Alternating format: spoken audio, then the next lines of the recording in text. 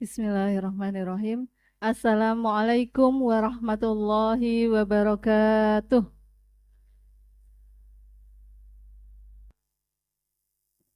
Lebih semangat ya, Bu.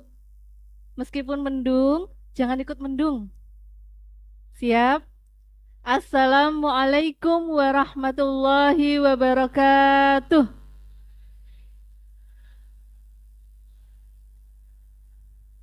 Masya Allah. Nah, ini baru Ibu beneran ini. Suaranya menggelegar, menggema. Nah, itulah Ibu sejati. Alhamdulillahirrabbilalamin. Wassalatu wassalamu ala rasulillah wa ala alihi wa sahbihi wa man wala ila yaumil qiyamah.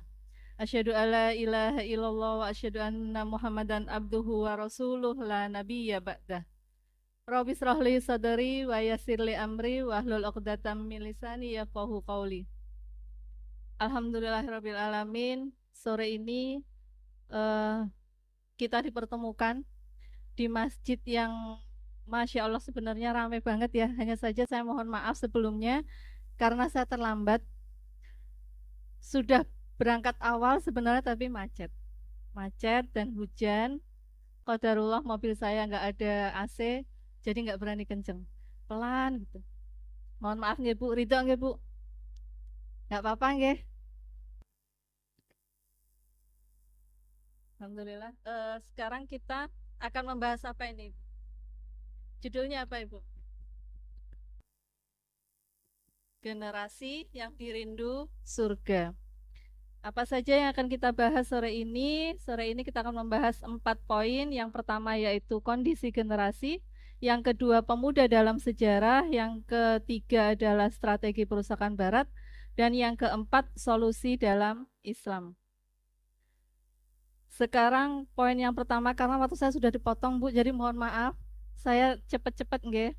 Mudah-mudahan dengan cepat tidak mengurangi kehusukan dan makna dari kajian sore ini.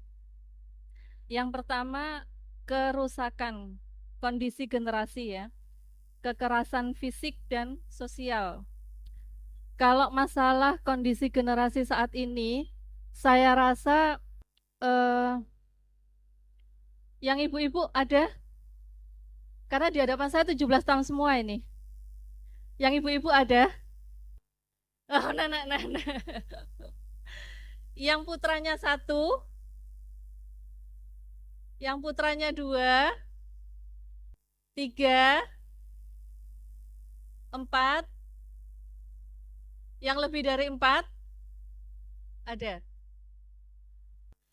Yang putra-putrinya usia SD, ada. Yang SMP, ada. Masya Allah, tapi masih muda banget. Yang SMA, putra-putrinya ada. Sudah bisa merasakan, Bu? Saya pengen tanya, yang SMP dan SMA, apakah sudah bisa merasakan ngelus dodo? Atau dari SD ngelus dodonya? Kan seringkali, karena anak saya 4, Bu. Anak saya 4, cucu saya 1. Anak saya yang pertama sudah nikah, yang kedua kuliah, mau lulus, yang ketiga mau lulus SMA, yang keempat kelas 6 SD. Jadi saya merasakan semua gejolaknya gitu ya. Anak anak yang sudah menikah bagaimana gejolaknya, yang kuliah bagaimana, yang SMA gimana, yang SD juga bagaimana. Itu kalau kita merasakan sekarang itu nyeseknya sampai di mana, Bu? Nyeseknya sudah kayak gemes banget, gemes tapi mau diapain gitu ya, anak sendiri gitu ya. Makanya kalau di sini saya kelompokkan menjadi 4 eh, kondisi generasi ya. Yang pertama itu tentang kekerasan fisik dan sosial. Kekerasan fisik ini kalau kita melihat berita-berita saat ini, yang paling banyak tentang apa, Bu? Bullying. Bullying ya. Bukan hanya anak SMP tapi di kalangan anak SD juga banyak terjadi. Ada yang masih SD? Ini yang di depan ini SMP. Lulus SMA, tapi kayak SMP. Nah, Bullying di kalangan remaja itu luar biasa banyak. Yang sampai menjadi cacat, bahkan ada yang sampai meninggal dunia. Kejadiannya di kalangan SD, SMP, SMA semua ada. Lengkap. Bahkan di kalangan perguruan tinggi juga ada terjadi gitu ya. Tawuran sudah jangan ditanya lagi. Beberapa waktu yang lalu di Sleman kan juga ada ya tawuran. Kemudian kekerasan seksual lebih-lebih lagi. Kalau yang aktif di media sosial, apalagi ya, sudah punya anak itu ngelus dodo, apalagi kalau aktif di media sosial. Beritanya setiap hari isinya kekerasan. Yang terakhir apa, Bu? Yang anak usia 12 tahun membunuh ibunya. Meskipun masih dalam penyelidikan polisi ya, tapi kita belum bisa menjudge anak itu yang bersalah atau seperti apa, tapi setidaknya sudah bisa memberikan gambaran pada kita bahwa kondisi remaja saat ini dalam hal kekerasan itu sudah melebihi batas. Mungkin yang seusia dengan saya dulu kalau mundur di masa kecil, kenakalan anak zaman dulu itu apa, Bu? Paling juga ngumpetin sendal gitu ya. Sendalnya dilempar ke genteng gitu kan ya. Dan sebatas itu saja gitu. Itu aja sudah sampai nangis-nangis kan kita kan. Di sendalku gitu kan. Tapi kalau sekarang sudah nggak sebatas sendal yang dihilangin. Nyawa. Ini kan sudah luar biasa melampaui batas. Kemudian pengelompokan yang kedua yaitu penyalahgunaan zat dan perilaku adiktif. Ini juga marak banget. Saat ini banyak sekali pengguna narkoba, konsumen minuman keras, homer, dan juga untuk adiktif kecanduan game online. Banyak sekali. Beberapa waktu yang lalu ada berita tentang seorang bayi yang diasuh oleh neneknya di dalam rumah. Di dalam rumah. Yang kemudian tiba-tiba ada pemuda lewat yang ternyata pemuda tersebut kondisinya mabuk, kemudian bayi itu diambil dari neneknya dan apapun yang dilakukan dibanting. Sampai bayi 2 bulan itu meninggal. Ternyata apa? Dalam pengaruh minuman keras. Ini kondisinya, Bu. Kondisi pemuda saat ini itu betul-betul butuh perhatian. Ngelus dodo tadi itu sesek. Kalau melihat kondisi saat ini sesek. Apakah akan menyalahkan generasinya? Tidak. Nanti kita lanjut dulu. Kemudian pengelompokan yang kedua yaitu perilaku menyimpang yang lain. Ada seks bebas, kenakalan biasa, yang keluyuran gitu ya. Mungkin kalau sering kebangun tengah malam, itu kan sering kali ya dengar suara knalpot motor kebut-kebutan gitu ya. Kayaknya anak sekarang itu nggak punya jam malam. Kalau kita dulu jam 9 mentok. Apalagi yang perempuan ya, saya rasa nggak boleh keluar rumah deh. Saya pun nggak pernah merasakan keluar rumah malam hari tanpa bapak saya. Tapi kalau sekarang saya perhatikan itu kok kayaknya bebas-bebas aja. Mau keliling kemanapun malam-malam oke-oke saja. Entah itu laki-laki, entah itu perempuan. Nah ini masuk kategorinya kenakalan biasa untuk saat ini gitu ya. Melihat kondisi yang begitu luar biasa maraknya kejahatan di kalangan remaja. Kemudian yang berikutnya adalah kabur dari rumah. Ini sering banget kita dengar kabar anak Sleman juga sering ya, Jogja sering saya lihat beritanya kalau mungkin kalau mengikuti info Cegatan Jogja itu ya di Facebook itu kan banyak sering share tentang hilang, dicari gitu ya. Entah itu anak kuliah, anak SMA, anak SMP itu sering kali diberitakan hilang, kabur. Kebanyakan kaburnya itu karena mereka tidak sanggup menghadapi permasalahan. Lari, Bu. Lari dari rumah. Entah masalah apa yang mereka hadapi, tapi mereka lari dari orang tuanya. Nah, ini faktanya. Kemudian yang berikutnya yaitu kenakalan digital, judi online. Sudah pernah Bu mendengar judi online di kalangan remaja? Sudah. Ini banyak juga terjadi. Awalnya main game, main game, main game, kemudian masuk pada judi online, bahkan ada yang sampai pinjol. Ini juga banyak di kalangan remaja usia belasan tahun bahkan. Zaman kita dulu usia belasan tahun ngapain, Bu? Ngapain belasan tahun, Bu? Mau keluar rumah takut. Mau keluar rumah itu masih harus izin orang tua, nggak diizinin ya udah diem di rumah gitu. Tapi kalau sekarang kan nggak seperti itu ya. Generasinya sudah berbeda. Kemudian yang marak juga prostitusi online. Ini juga banyak di kalangan remaja, teman menjual temannya, menawarkan temannya gitu ya. Pernah yang tertangkap itu anak SMP itu ya, prostitusi. Ditawarkan ke pelanggannya. Siapa yang menawarkan? Temannya juga, Bu. Sama-sama SMP, sama-sama anak SMP. Menawarkan temannya yang lain. Bahkan ada yang sampai melahirkan. Kebetulan anaknya ini lugu banget, anaknya lugu pol gitu ya. Ketika sama temannya ditinggal di satu tempat, kamu di sini dulu ya, aku mau beli sesuatu. Dia diam, ternyata sudah ada laki-laki yang membawa dia. Pinter banget anak sekarang itu. Jadi saya pesan sama adik-adik yang di depan ya, seandainya diajak temennya atau milih teman, pinter-pinter. Jangan sembarangan. Pilih teman yang takutnya sama Allah. Kalau kita nggak tahu dia takutnya sama siapa, mending tidak usah berteman. Itu lebih baik. Ini untuk prostitusi online, kemudian vandalisme digital, yaitu menyebarkan ujaran kebencian atau konten negatif.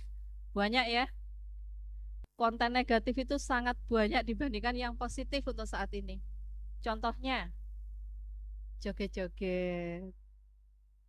Banyak nggak Bu lihat Bu? Di sini nggak ada toh yang aktif joget-joget di media sosial toh? Nggak ada kan? Kalau saya perhatikan ibu-ibunya solihah semua di sini, apalagi putra-putrinya nih. Ini solihah semua, nggak ada yang suka joget. Nah ini kan, ini menunjukkan seberapa kapasitas ibu di Indonesia. Kalau di sini nggak ada, alhamdulillah. Tapi silakan tengok tetangganya Bu kanan kiri. Ada nggak yang sukanya bikin konten negatif? Ya tadi itu joget-joget gitu ya. Kan banyak, saya tuh sering melihat sudah rasa malu itu sudah nggak ada. HP taruh di pagar joget. Baru kemarin saya nemanin anak saya di satu, ya bisa dikata mall lah ya. Tiba-tiba ada orang yang bingung taruh HP, dia taruh. Saya kira mau apa? Ternyata joget. Bukan ibu-ibu muda, bukan. Kalau saya perhatikan wajahnya sekitar usia 40, hampir 50 bahkan. Itu mereka aktif. Ada bapak-bapak yang lihat sambil senyum-senyum, mereka makin sepupu. Nah ini ternyata sekarang ngelos dodonya itu bukan hanya di untuk kalangan remaja, tetapi juga kalangan ibu-ibu. Kita ngelus dodonya itu untuk semua ternyata gitu ya. Nah, sekarang kita masuk dalam pembahasan yang poin kedua, yaitu pemuda dalam sejarah. Kita coba mengcompare, kita coba membandingkan pemuda yang ada sekarang dengan pemuda yang ada dulu. Pemuda dalam sejarah, yang pertama Ali bin Abu Thalib. Kenal Bu? Tahu tapi nggak kenal. Belum pernah ketemu gitu ya. Mudah-mudahan nanti Allah ketemukan. Ali bin Abi Thalib ini sepupunya Rasulullah. Sepupunya Rasul, putra dari Abu Thalib. Beliau ini dari usia, ada yang menyampaikan usia 7 tahun, ada yang menyampaikan 10 tahun, Ada yang menyampaikan 8 tahun beliau itu mengikuti Rasulullah. Mengikuti untuk apa? Mengikuti untuk mendakwahkan Islam. Usia 7 tahun, Bu. Anak sekarang masih ngapain, Bu, 7 tahun tuh? Makan masih diteriakin gitu ya. Ibu-ibu itu luar biasa suaranya gitu ya. Maaf gitu ya, masih maaf gitu. Kalau mau berangkat sekolah udah rempongnya luar biasa gitu ya. Apalagi anak cowok. Kebetulan anak saya cowok tiga-tiganya, yang pertama cewek. Yang cowok tuh Masya Allah, memang kedewasaannya kan lebih lambat ya dibanding anak perempuan gitu. Jadi kalau mau sekolah, mau apa itu, udah ibunya harus teriak, high core gitu. Harus jadi rocker pagi-pagi gitu. Ayo maaf, ayo mandi, ayo ini, oh, segera, segera gitu ya. Nah itu usia, padahal anak saya sekarang kelas 6 SD, berarti usia sekitar 12. Nah ini ternyata Ali di usia 7 itu sudah mengikuti dakwah Rasulullah. Masih sangat bocil. Kalau saat ini ya dibilangnya masih sangat bocil. Kemudian yang berikutnya yaitu Mus'ab bin Umair. Pernah dengar Ibu? Pernah nggih? Mus'ab bin Umair ini salah satu sahabat yang saya kagumi. Beliau ini turunan bangsawan, kaya raya, hidupnya tidak pernah kekurangan, nggak pernah makan nggak enak, bajunya nggak pernah jelek, baunya selalu wangi. Ini Mus'ab bin Umair. Tapi ketika diam-diam mengikuti Rasulullah dan pada akhirnya ketahuan oleh ibunya, beliau di penjara. Beliau di penjara sampai akhirnya bisa keluar, kabur, tanpa restu ibunya juga untuk masuk Islam. Akhirnya Mus'ab ini melepaskan semua kemewahannya, melepaskan semua kemewahan hidupnya untuk tetap stay bersama Rasulullah. Sampai satu ketika ada di satu majelis, Mus'ab bin Umair ini bersama dengan para sahabat ini menunduk, nggak tega melihat Mus'ab. Kenapa nggak tega? Karena baju yang dikenakan oleh Mus'ab saat itu lusuh. Bajunya nggak perlente, bajunya nggak necis, nggak yang bersih, yang biasanya wangi, harum gitu ya, dari jarak yang jauh, ini bajunya lusuh. Para sahabat itu nunduk, nangis melihat kondisi Mus'ab. Usianya berapa ketika itu? Usia Mus'ab saat itu belasan tahun. Ada yang menyampaikan 14 tahun, ada yang menyampaikan 17 tahun. Intinya belasan tahun, Bu. Sudah berani mengambil keputusan besar, pergi dari rumahnya untuk mengikuti Rasulullah. Dia tanggalkan semua kemewahannya untuk mengikuti Rasulullah. Beliau juga yang ditunjuk oleh Rasulullah untuk berdakwah di Madinah, yang membuka jalan di Madinah. Mus'ab bin Umair ini dikenal sebagai ahli bahasa yang luar biasa. Kalau zaman sekarang itu jubir gitu, juru bicaranya, pinter orang. Sampai akhirnya orang Madinah semua menerima kedatangan kaum muhajirin. Itu berkat Mus'ab. Akhir hidupnya bagaimana? Mus'ab bin Umair mengikuti apa yang sudah diperintahkan oleh Rasulullah, yaitu untuk memegang bendera saat perang Uhud. Dia pegang bendera Rasulullah, bendera Tauhid. Kemudian ada musuh yang melihat dan ditebas tangannya Mus'ab. Ditebas tangannya satu, jatuh benderanya, Mus'ab ambil dengan tangan yang satunya, kemudian ditebas lagi oleh musuh Islam, tangannya semuanya putus hingga tertinggal lengan bagian atas. Akhirnya beliau ambil dengan nunduk ya, nunduk ambil bendera Tauhid tersebut. Musuh Islam datang dengan menghujamkan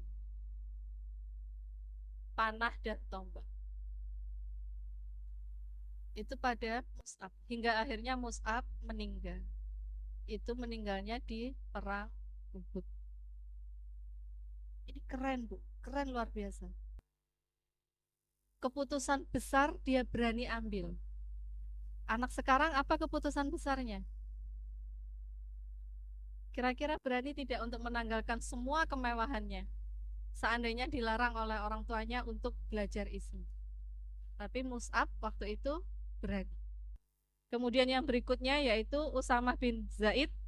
Beliau ini panglima perang termuda di perang Mut'ah, yaitu usianya 18 tahun. Kemudian yang berikutnya Muhammad Al-Fatih. Saya rasa semua sudah pernah mendengar namanya ya. Pemuda yang luar biasa keren. Usia 21 tahun sudah bisa menaklukkan Konstantinopel. Konstantinopel itu bukan kota kecil. Bukan kota yang tanpa benteng. Bentengnya saja ada yang menyampaikan itu temboknya setebal 7 meter. Berapa kalinya tembok ini ya, Bu? Itu 7 meter. Nah, beliau itu bisa mengkoordinir tentaranya sampai bisa menaklukkan Konstantinopel. Kenapa hal ini semua terjadi? Dulu di masa Rasulullah, bahkan para sahabat di akhir masa Utsmani, pemuda itu begitu luar biasa keren, tapi kenapa saat ini kok jadi turun? Kenapa sekarang jadi merosot? Kenapa jadi memprihatinkan? Mungkin kalau boleh bicara, mungkin ibu-ibu juga pernah batin gitu ya. Kenapa kok yang nakal? Kenapa kok yang melanggar hukum? Itu kok selalu orang Islam? Kok kebanyakan anak-anak remaja dari Islam? Apa yang terjadi sebenarnya? Ini kan berbanding terbalik gitu ya. Dengan tadi kondisi para sahabat yang seperti itu, kok tiba-tiba sekarang jegleknya itu luar biasa. Padahal dari masa Utsmani itu runtuh tahun 1924. Itu akhir masa kejayaan Islam. 1924 sampai tahun ini sudah berapa tahun, Bu? 101 tahun. Baru 101 tahun, tapi kondisi remaja sudah jauh. Sudah 180 derajat. Pendek. Ini baru 2 generasi ya. Kalau 100 tahun itu kan baru seorang ibu punya anak.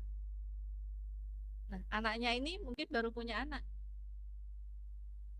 2-3 generasi, tapi sudah langsung berbalik kondisinya.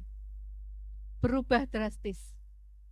Remaja Islam saat ini sungguh miris, sungguh memprihatinkan. Kenapa? Apa yang terjadi? Nah, di sini kita masuk pada poin ketiga. Yang terjadi adalah ada strategi yang dilancarkan oleh orang-orang Barat untuk merusak kondisi generasi muda, terutama generasi Islam. Apa yang dilakukan?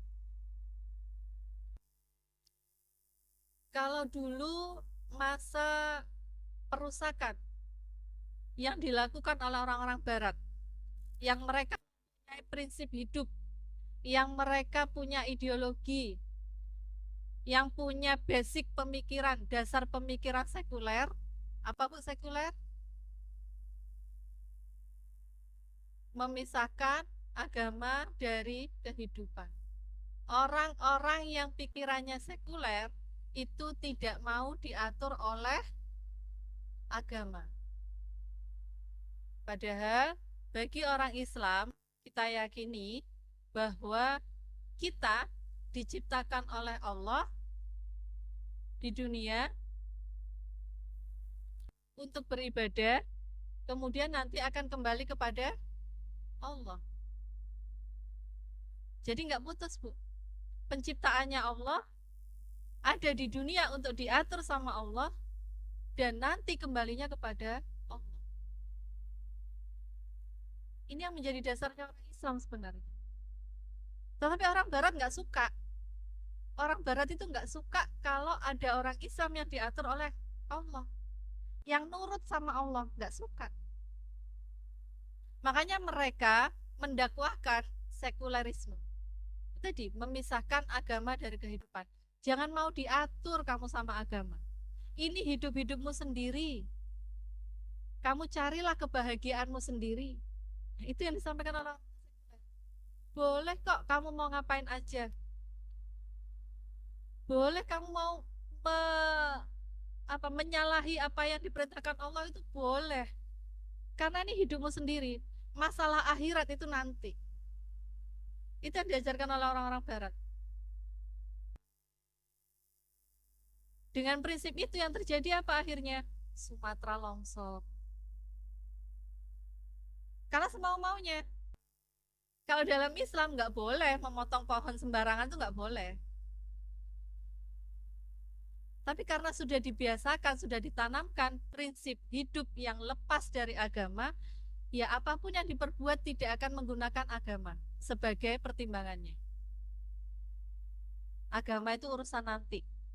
Yang penting saya bisa mendapatkan apa yang saya inginkan. Itu prinsipnya orang-orang sekuler. Nggak perlulah agama itu masuk terlalu dalam hidup saya. Ini hidup saya. Cukup saya saja yang ngatur. Allah itu nggak usah ikut-ikut. Padahal kita yakini bersama ya Bu, bahwa nanti di akhirat Allah akan menghisap kita. Allah akan meminta pertanggungjawaban pada kita atas semua yang kita lakukan di dunia. Gak ada satupun perbuatan yang lepas dari hisap nantinya. Sekecil apapun kesalahan yang kita lakukan, nantinya juga akan ada hisap. Gak luput. Jadi gak bisa kita melepaskan Allah dari hidup kita. Gak bisa. Dan gak boleh. Bagi orang Islam gak boleh. Nah ini yang dibenci sama orang-orang Barat itu ini.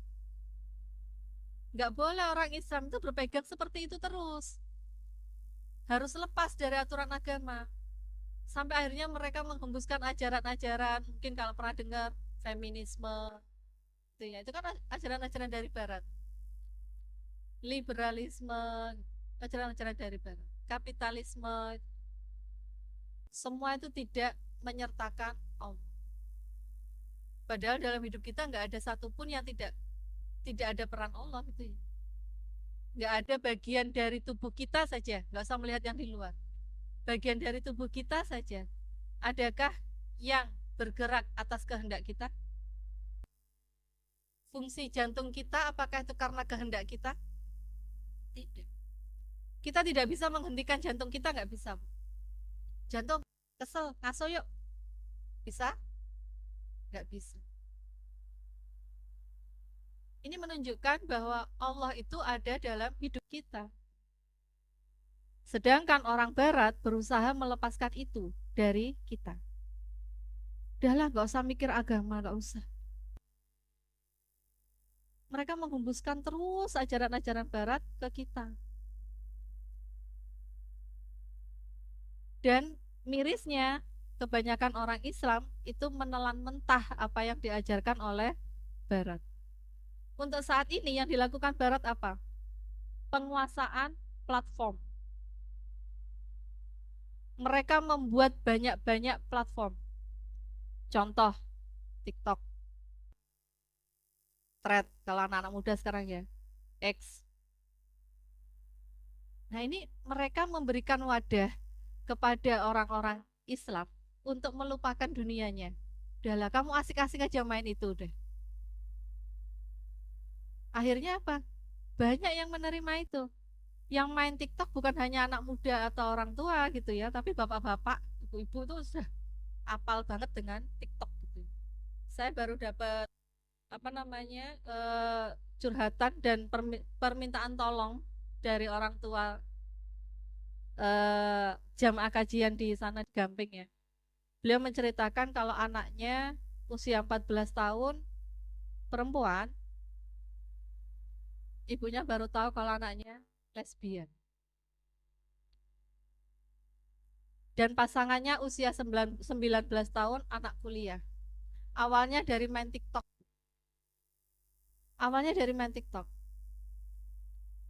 si anak SMP ini yang usia 14 itu merasa lelah di rumahnya, merasa dia selalu disalahkan oleh orang tuanya, akhirnya curhatlah di TikTok, dan kok ya yang nerima curhatannya itu anak kuliah tersebut, orang berbah, pasangannya orang berbah, anak kuliah aslinya Banten, bukan orang Jogja. Ini ibunya sedang berupaya keras untuk anaknya itu minta didampingi terus supaya tidak mencari kebahagiaan di luar.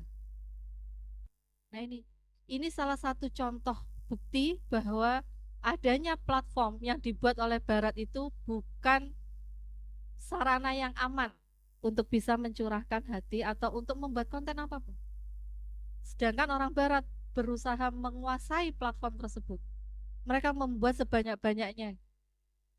Kemudian dari itu terjadilah hegemoni digital, dominasi, didominasi. Platform-platform itu dikuasai oleh orang-orang Barat, mereka menguasai, mendominasi platform tersebut. Terus anak muda, kalau sekali coba deh, kalau yang main media sosial ya, sekalinya mencari berita tentang artis misalnya, setelahnya akan terbentuk apa? Algoritma. Algoritmanya muncul berita tentang artis terus. Kalau misalnya sekali mencari berita tentang banjir di Sumatera, maka yang muncul seterusnya adalah berita tentang Sumatera terus. Nah, ini namanya algoritma. Jadi kalau sudah sekali tertarik pada satu hal, maka akan dijejeli apa ibu namanya, terus dimasuki gitu ya. Mereka tuh pinter digitalnya, maka akan dimasuki terus dengan konten-konten yang kita cari. Mau tidak mau kita akan terkikis secara perlahan dan mengikuti cara mereka. Ini yang dikatakan hegemoni digital, dominasi dunia digital. Pada akhirnya yang terjadi apa? Saking banyaknya konten yang menunjukkan bahwa Gen Z itu seperti ini, Gen Y itu seperti ini, Gen X itu seperti ini, baby boomer seperti ini gitu ya. Akhirnya apa? Anak-anak Gen Z memandang rendah orang tuanya. Sebaliknya, bagi Gen Y, generasi milenial itu akan memandang anak-anak Gen Z itu sebagai anak-anak yang kurang adab. Ini sudah dengan perasaannya masing-masing. Kenapa? Tadi dari platform itu begitu banyak konten untuk anak-anak Gen Z yang kemudian menyampaikan apa namanya, cara berpikir generasi milenial, cara berpakaian generasi milenial. Itu sampai akhirnya anak-anak Gen Z menganggap iya ya, milenial itu memang kolot. Padahal yang milenial itu ibunya. Milenial itu orang tuanya. Sebaliknya, bagi kalangan ibu-ibu yang masuk dalam generasi milenial atau generasi X atau baby boomers yang masih aktif media sosial, akan selalu dipertontonkan konten-konten yang menjelek-jelekkan generasi Z. Anak Z itu susah dikasih tahu. Anak Z itu pemberontak. Anak Z itu nun sewu kurang ajar. Anak Z itu kurang adab. Mereka itu tidak bisa dikasih tahu. Mereka itu hidup dengan dunianya sendiri. Kalau masing-masing kubu tadi sudah dijejeli dengan pemikiran-pemikiran masing-masing kubu, yang terjadi apa, Bu? Semuanya saling negatif thinking. Anaknya negatif thinking sama orang tuanya pun negatif thinking sama anaknya. Nah, memang ini yang diinginkan oleh Barat untuk memecah belah kaum muslimin. Kalau sudah anak dan orang tuanya nggak akur, apa yang terjadi, Bu? Nasihat apapun dari orang tuanya akan dilewatkan begitu saja oleh anaknya. Karena pikiran anaknya sudah diberdaya oleh konten tadi. Orang tua itu pemikirannya kayak gitu, kolot. Nggak ngerti mereka yang modern-modern gitu. Itu aja terus yang ada di pikiran mereka. Sehingga negatif pada orang tuanya. Ini yang saya sebut dengan generation gap. Ada gap generasi. Ah, kamu tahu apa? Kamu bocil Gen Z. Atau bahkan ada yang Alfa di sini. Ada yang SD? Alfa? Alfa lebih keren lagi. Kamu bocil, kamu belum tahu apa-apa. Itu pikiran orang tuanya. Sedangkan anak Gen Z tidak mau digituin. Jangan ngomong gitu dong ke aku gitu ya. Nah, ini yang terjadi. Ini yang diharapkan oleh orang Barat. Dibuat jurang antara orang tua dengan anak, hingga kemudian anak sudah tidak mau dengar nasihat apapun dari orang tuanya. Kalau sudah tidak mau dengar nasihat apapun dari orang tuanya, bagaimana anaknya? Maaf, anaknya jadi liar. Sekarpe dewe, memutuskan apapun tanpa melibatkan orang tua. Kalau kita dulu kan apa-apa masih ngomong orang tua ya. Bu, saya boleh nggak beli buku ini? Bu, saya. Kalau anak sekarang udah tabrak-tabrak gitu aja udah. Udah orang tua tahu apa sih diam. Kenapa saya bilang seperti ini? Karena anak saya tadi sudah berbagai macam generasi tadi itu, Bu. Anak saya yang Z ada, yang Alpha ada. Ya, saya juga mendapatkan itu dari anak saya gitu ya. Ketika saya menasihatkan sesuatu, dia bilang, ibu nggak tahu, ibu tuh tahu apa? Oh iya, ini. Kalau dia sudah negatif thinking sama orang tuanya, seolah-olah orang tuanya ini nggak layak untuk menasehati, ya wassalam. Akhirnya mereka mencari nasihat dari luar atau dari konten. Sehingga tadi yang terjadi saya contohkan ya, anak SMP dengan anak kuliah tadi itu. Mereka akhirnya lesbian. Jadi yang diharapkan oleh orang-orang barat adalah terjadinya generation gap.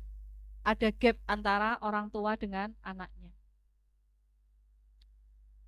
Di sini sudah mulai berhasil perusakan yang dilakukan oleh orang-orang barat. Lalu bagaimana? Apa yang bisa kita lakukan? Kita masuk dalam solusi dalam Islam.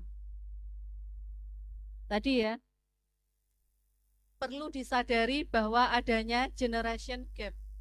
Ada jurang dalam setiap generasi. Ini perlu sadar dulu. Orang tua perlu sadar dulu, anak-anak juga perlu sadar bahwa ada proyek barat untuk membuat generation gap itu. Kalau sudah merasa berhasil, gapnya itu dibentuk, kita rasakan sudah mulai berhasil ya. Berarti berikutnya adalah membangun komunikasi. Diperbaiki komunikasinya. Jangan sampai anak kita lepas dalam buayan orang-orang barat yang hidupnya berprinsip sekuler. Kita nggak mau, Bu, melepaskan anak kita sehingga mereka ada dalam gendongan, dalam pelukan orang-orang barat. Yang menjadi harapan kita semua sebagai orang Islam adalah berkumpul lagi di janahnya Allah, kan gitu ya. Kalau kita melepas anak kita begitu saja, yang terjadi kita pun berdosa, Bu. Kita pun ditanya sama Allah nanti, apa yang kamu lakukan?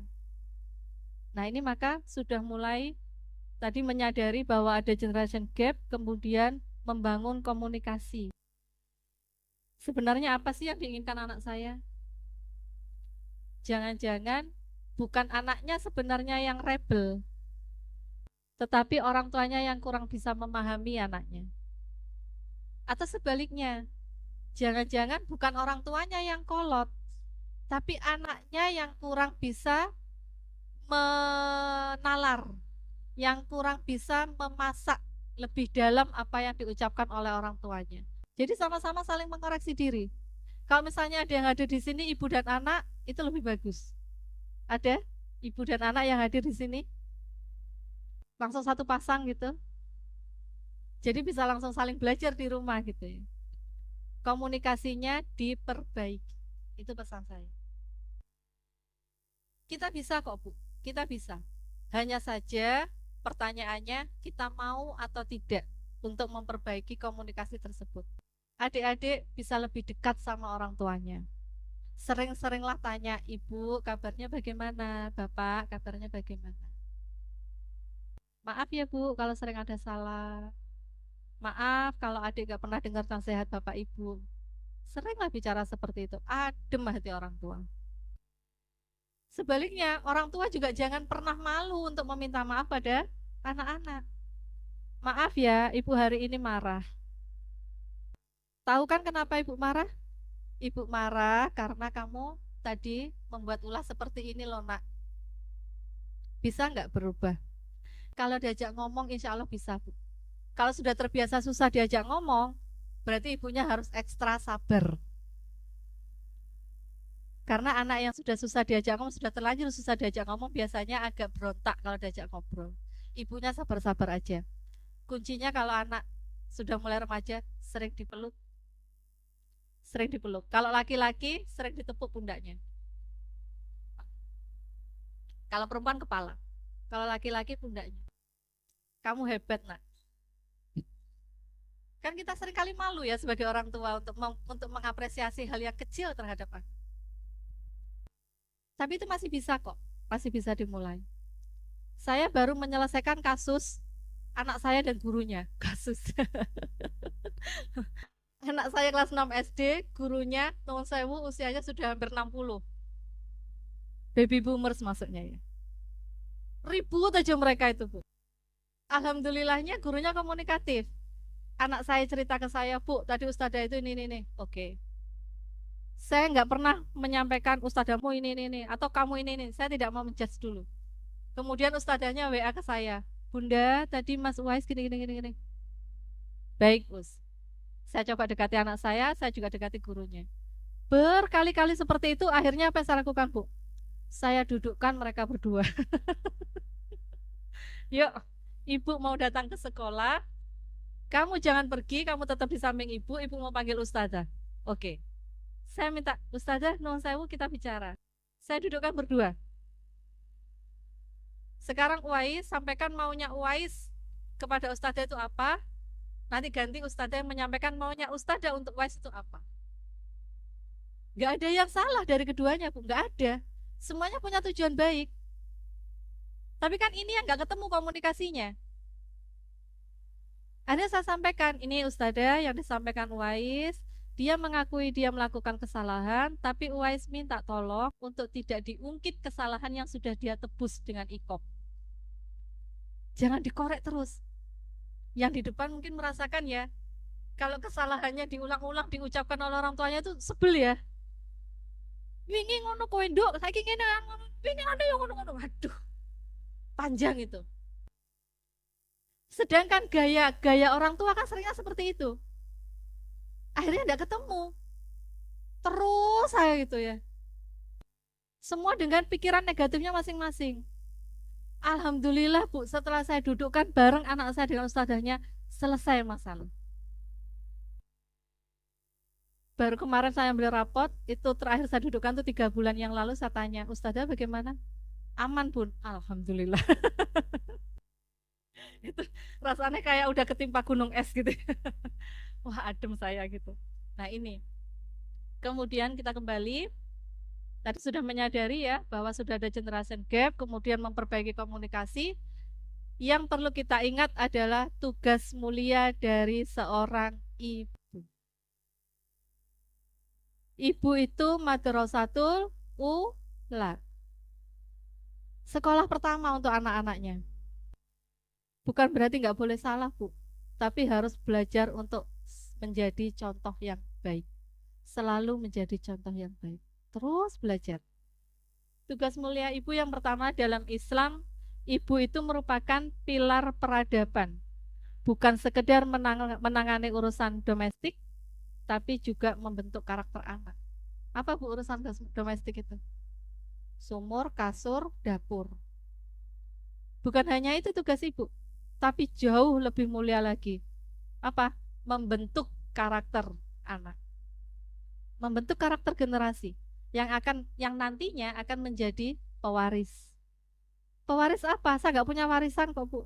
Iya bukan masalah warisan, tapi pewaris yang menggantikan kita di dunia ini. Kan gitu, penerusnya kan. Nah, kemudian tugas yang berikutnya adalah menanamkan ketakutan hanya kepada Allah. Wes nak mlebu omah surup iki biasanya akeh setan. Masih ada yang seperti itu? Nek surup iki biasanya akeh setan. Wes mlebu omah. Kalau anaknya generasi Z, Bu, itu tertolak langsung. Anak saya ngomong ke saya, aku tuh heran, Bu, kenapa temanku tuh dibilang sama ibunya suruh masuk rumah kalau maghrib soalnya banyak setan di luar. Kan ibu tidak pernah ngomong kayak gitu ya ke aku. Ya enggak, memang enggak ada. Setan mah mau kapanpun ada gitu ya. Enggak perlu nunggu maghrib gitu. Nah ini, coba diarahkan ketakutan anak itu hanya kepada Allah. Kalau sudah takutnya hanya sama Allah, dimanapun mereka pergi, tetap dia akan takut sama Allah. Ada atau tidak ibu atau bapaknya, dia akan tetap takut sama Allah. Saya nggak mau seperti ini karena Allah melarang. Saya nggak mau ke sana karena Allah melarang. Sudah bukan bapak ibunya lagi. Bapak ibunya perannya apa? Menanamkan ketakutan tadi. Nggak mau ke sana takut ada ibu. Wah, ibunya siapa? Ibunya singa nih, jangan-jangan gitu ya. Nah, itu. Kemudian tugas berikutnya, penanaman visi hidup melampaui dunia pada anak-anaknya. Berikutnya tadi ya, Madrasatul Ula menanamkan keberanian, tauhid, visi akhirat dan syariat. Wah, ini berat, enggak berat kok. Tinggal kita mau membiasakan. Tinggal kitanya mau atau tidak. Yang berikutnya, perlu disadari bahwa ibu itu bukan hanya yang melahirkan saja, bukan ibu biologis, tapi juga ibu ideologis. Ideologis apa? Membentuk pemikirannya. Itu yang perlu disadari. Jangan hanya, wah anakku gede, ayu, kok duwe bojo sugih, duwe bojo ganteng. Jangan di situ Bu orientasinya. Waduh anakku solihah, dengar azan langsung sholat, nggak perlu ibunya teriak-teriak, nggak perlu sampai ibunya ngancem-ngancem, nggak perlu sampai darah tinggi untuk mengingatkan sholat. Itu sudah kebanggaan luar biasa bagi seorang ibu. Seneng, apalagi kalau anaknya sampai ngajak ibu Bu ayo Bu sholat bareng, sik tondok sinetron lah, malah ibu gitu. Kemudian yang berikutnya, menyadari bahwa anak-anak mereka adalah calon pemimpin yang akan memanggul amanah besar. Yang akan meneruskan kita itu anak-anak kita. Jangan sampai apa yang sudah kita tanam kebaikan, gitu ya, terus berhenti anak kita tidak melanjutkan. Jangan sampai terjadi. Ini tugas mulia, Bu. Kemudian adalah menanamkan bahwa surga adalah tujuan tertinggi. Bukan kerja tujuan tertingginya, bukan. Nduk kowe sekolah neng kene kuliah iki, kok main kerjamu gampang. Enggak, tapi tujuan tertingginya adalah surga. Itu yang perlu ditanamkan. Sudah banyak contoh, nanti bisa cari ya Bu, contoh-contoh ibu dalam peradaban Islam. Ibu dari Imam Syafi'i, beliau itu seorang janda, terbatas ekonominya, tetapi mampu mendidik Imam Syafi'i sampai beliau itu belum berusia 10 tahun sudah berhasil menghafalkan 30 juz. Kemudian ada ibunya Imam Malik, beliau itu luar biasa dalam mencetak putranya ya, meninggikan adab sebelum ilmu. Kemudian ada Ibu Salahuddin Al-Ayyubi yang menanamkan kecintaan pada jihad sehingga berhasil membebaskan Al-Quds, Palestina.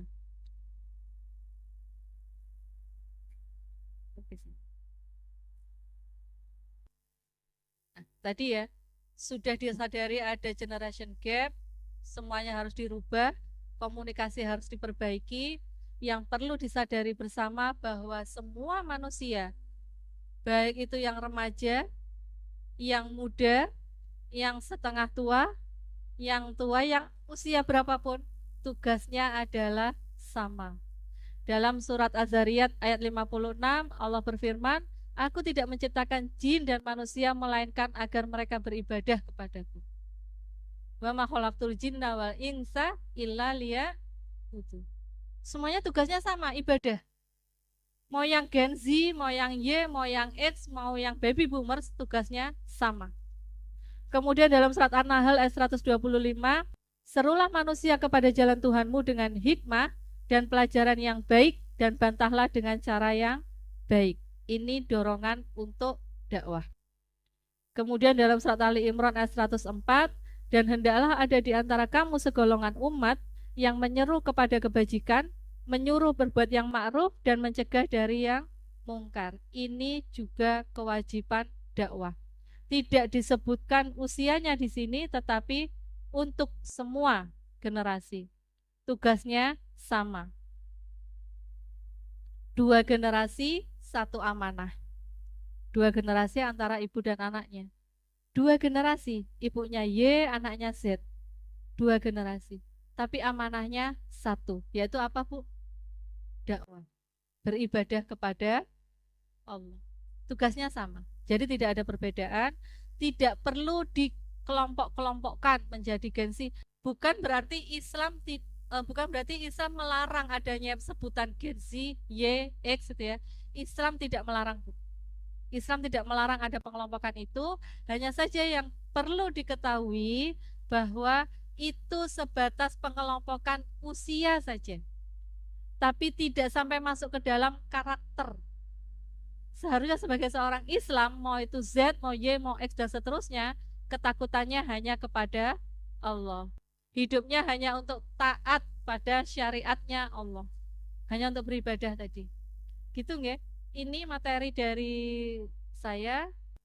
Saya kembalikan ke MC atau langsung dibuka tanya jawab? Nggak. Kalau misalnya ada yang ingin ditanyakan terkait materi tadi, monggo.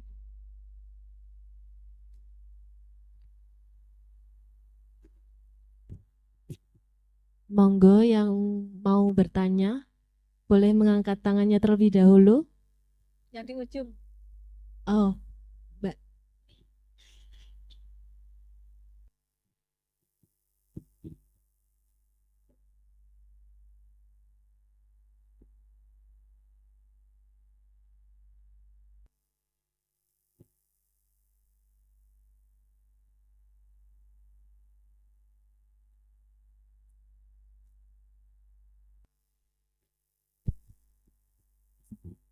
Baik, bismillah. Sebelumnya terima kasih untuk Ustadzah dan moderator untuk waktunya. Izinkan saya bertanya. Jadi kebetulan di tempat kerja saya itu ada beberapa teman saya yang melakukan beberapa penyimpangan yang tadi disampaikan. Ada mengucapkan kata-kata kotor, kemudian tidak melakukan sholat 5 waktu begitu. Dan saya sebagai teman dekatnya itu merasa ingin bersama-sama menjadi lebih baik begitu. Kira-kira solusi terbaik apa yang bisa saya sampaikan ke teman saya untuk saya bisa mengajak teman saya jadi lebih baik. Terima kasih Ustaz. Ini langsung saya jawab atau nanti ada pertanyaan dulu yang lain? Langsung dijawab. Ya, kondisi saat ini yang namanya sholat itu kayaknya sudah menjadi barang langka ya. Meskipun masih banyak sih yang sholat sebenarnya. Kalau secara survei kan dari penduduk muslim di Indonesia yang sholat itu berapa, Bu? 30%. Ngenes menang gitu ya, ngelus dodo menang gitu. Jumlahnya banyak, Bu, di Indonesia itu. Tapi mereka yang terbiasa sholat 5 waktu itu hanya 30%. Lalu bagaimana ketika kita ada teman yang ternyata kok bukan bagian dari 30% itu? Artinya tidak sholat. Coba ditanya, kalau seandainya kita bertemu dengan orang seperti itu dan kita langsung memaksa dia untuk sholat, itu mungkin akan menjadi gap baru. Dia akan membentengi untuk ketemu dengan kita karena dipaksa untuk melakukan hal yang dia tidak sukai. Kan orang sekarang itu melakukan sesuatu karena suka nggak suka, bukan karena ketakutan tadi itu, bukan karena ketaatan. Saya nggak suka sholat kok dipaksa. Ketika kita memaksakan, ayolah sholat, kamu tuh kayak gitu kok ngapain toh? Gitu. Mau jadi apa kamu tidak sholat? Semakin kita tekan dia untuk sholat, dia akan semakin jauh dari kita. Yang kita harapkan kan, mereka ini bisa sadar dari kita gitu ya. Maka yang perlu sampaikan apa? Coba dikorek pelan-pelan. Ditanya, kenapa sih nggak sholat? Apa yang membuat kamu seperti itu? Gitu. Jangan dijudge dulu, tapi ditanya dulu. Ngerti nggak kalau ada kewajiban sholat bagi orang Islam? Kenapa kamu nggak melakukan? Siapa yang ngasih hidup kamu? Yang ngasih nafas ke kamu siapa? Coba ditanya seperti itu. Jangan-jangan dia nggak tahu. Jangan-jangan dia nggak tahu bahwa yang menciptakan dia adalah Allah. Karena tadi proyeknya Barat itu sudah berjalan dari dulu. Sebelum adanya dunia digital, mereka itu ya dari mulut ke mulut. Dakwahnya mereka itu ya seperti itu gitu. Menyampaikan bahwa ya udah jalani hidupmu sebahagiamu aja gitu. Jangan-jangan mereka itu korban dari itu gitu. Jadi jangan dibenci, jangan dimarahi dulu, jangan dijudge buruk, tapi ditanya dulu. Apa sih yang menjadi halanganmu untuk sholat itu apa? Kenapa? Pelan aja. Ya perlu kesabaran dari kita itu pasti. Jangan lelah. Insya Allah dari setiap apapun, sekecil apapun yang kita lakukan, insya Allah ada nilai pahalanya. Kalaulah satu ketika kita sudah berusaha menyampaikan dan ternyata dia juga pergi pada akhirnya, kembalikan sama Allah. Ya Allah, aku sudah berusaha untuk ngajak dia, tapi dia nggak mau. Tolong tetap jaga dia supaya bisa menemukan teman yang baik. Mungkin bukan dari lisan saya yang bisa menuntun dia sholat, tapi tolong pertemukan dia dengan orang yang mampu menuntun dia untuk bisa sholat. Gitu ya Mbak. Mudah-mudahan bisa memberikan kesabaran dan motivasi untuk bisa terus mendekati temannya ini dan bisa segera dilembutkan hati temannya supaya bisa sholat. Ada yang berikutnya?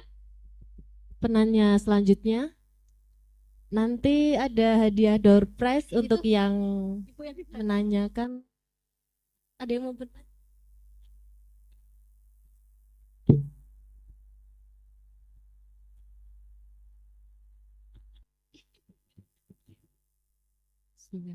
Assalamualaikum warahmatullahi wabarakatuh.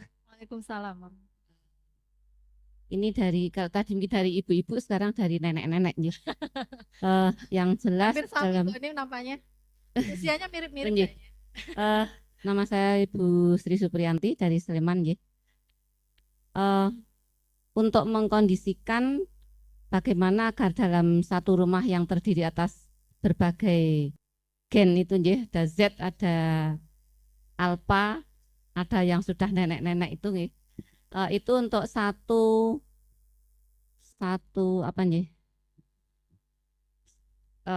satu fokus yang sama. Artinya bagaimana agar semua gen ini bisa mempunyai satu pemahaman terhadap suatu ajaran. Karena memang tidak mudah untuk menanamkan itu. Gitu aja. Terima kasih. Assalamualaikum. Waalaikumsalam. Ya, menjadi tantangan besar untuk kita semua saat ini ketika kita sudah mulai sadar bahwa ada gap yang berusaha dibangun oleh Barat gitu. Kita sudah mulai menyadari itu, kemudian untuk memulai merubah kondisi. Ini tantangan yang luar biasa besar. Yang perlu disiapkan apa yang pertama? Sabar. Cuma 3 kok Bu yang perlu siapkan. Sabar. Yang kedua, sabar. Yang ketiga, sabar. Tidak mudah untuk membangun komunikasi itu dari awal. Karena sudah terlanjur komunikasinya itu ruwet. Sudah terlanjur rumit. Maka untuk mengurai satu persatu butuh 3 kesabaran tadi. Menyampaikan apa yang mungkin bisa jadi cara untuk mendudukkan bersama ya Bu. Mendudukkan bersama, coba gaya menyampaikan anak Gen Z itu seperti apa. Nah itu bisa dilihat sama yang generasi yang lain. Kalau seandainya ada yang terpantik emosi dengan gaya anak generasi Z, maka kita yang sudah menyadari bahwa ini bukan sesuatu yang salah, kita yang menengahi. Gini loh, maksudnya anakmu itu seperti ini. Maksudnya cucumu itu begini, baik kok maksudnya. Hanya saja cara menyampaikan dia yang kurang tepat untuk kita. Gak apa-apa, yang penting dia mau ngomong dulu maunya apa. Nah sebaliknya, ketika kita beri kesempatan pada yang paling sering bentrok itu boomers dan Z. Ini yang sering crash. Tapi kalau Z sama Y, insya Allah nggak terlalu.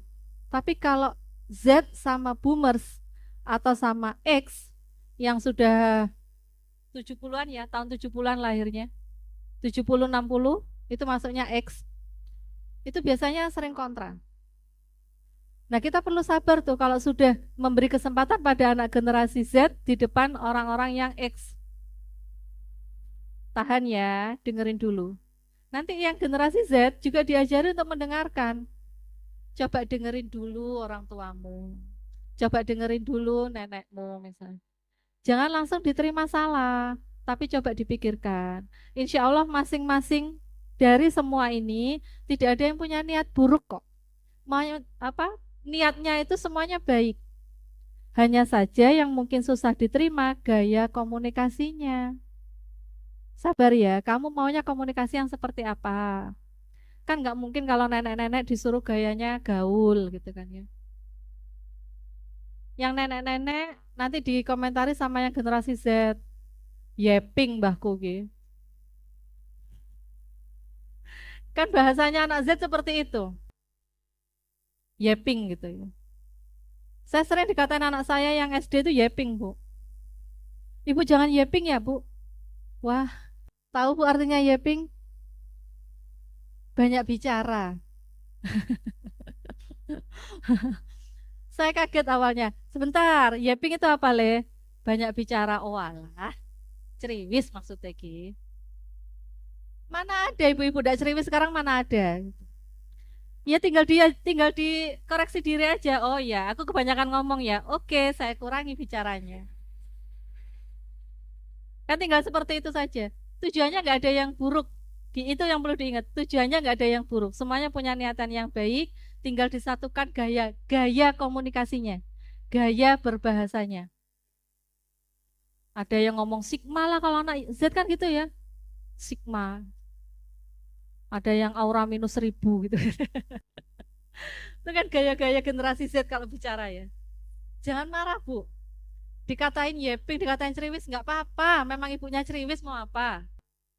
Lah kenyataannya memang ceriwis kan. Oh ya maaf, ibu terlalu banyak ya bicaranya. Saya gitu kan, Bu. Oh ya maaf, ibu terlalu banyak ya. Maaf ya. Oke, ibu akan kurangi bicaranya. Tinggal disatukan aja. Tadi butuh kesabaran, Bu. Seringnya orang tua itu sudah merasa tua. Kamu nggak layak loh bicara kayak gitu sama orang tua. Nggak sopan kamu tuh, nggak adab kamu tuh. Lah, marah dulu. Jangan marah dulu. Jangan marah dulu. Anak-anak itu maksudnya baik.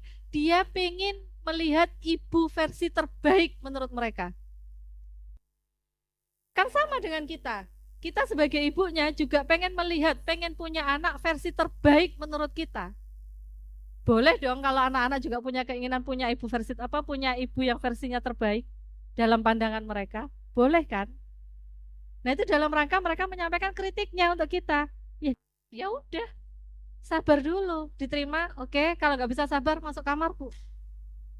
Saya gitu, kalau sudah capek kerjaan di rumah banyak, anak saya ngomong dengan bahasa-bahasa yang saya nggak dong, saya izin masuk kamar. Dah ya, Ibu mau istirahat dulu. Saya masuk kamar, Bu. Terus saya cari itu di Google. Apa sih sigma itu? Saya cari artinya. Oh, ternyata itu toh. Oh, ya nggak salah sih anak saya ngomong gitu. Terus sambil cooling down. Sambil nanti disampaikan, jangan ngomong gitu ya ke ibu ya, ibu sedih loh gitu. Gak apa-apa, Bu. Sampaikan aja, sedih-sedih sampaikan. Ibu gak suka kamu ngomong gitu. Bisa gak ngomongnya lebih halus? Gitu. Kan tuh sambil kita ngajari ya, kita jangan hanya menyalahkan tapi juga menuntun bagaimana cara yang benar mereka untuk bicara. Gitu nggak Bu, mudah-mudahan diberi kemudahan untuk bisa menyatukan semua generasi agar tidak terjadi gap. Tadi bekalnya 3 tadi, Bu. Sabar, sabar, sabar. Iya, untuk pertanyaannya sepertinya dicukupkan saja nggih, karena waktu udah mau maghrib. Jadi kita tutup saja nggih Ibu, Ustazah. Alhamdulillah telah selesailah seluruh rangkaian acara kita pada sore hari ini. Marilah bersama-sama kita tutup acara pada sore hari ini dengan membaca kafaratul majelis. Subhanakallahumma wa bihamdika asyhadu an la ilaha illa anta astaghfiruka wa atubu ilaik. Saya selaku pembawa acara mohon pamit undur diri. Mohon maaf apabila ada perkataan dan perbuatan yang kurang berkenan. Wabillahi taufik wal hidayah. Wassalamualaikum warahmatullahi wabarakatuh.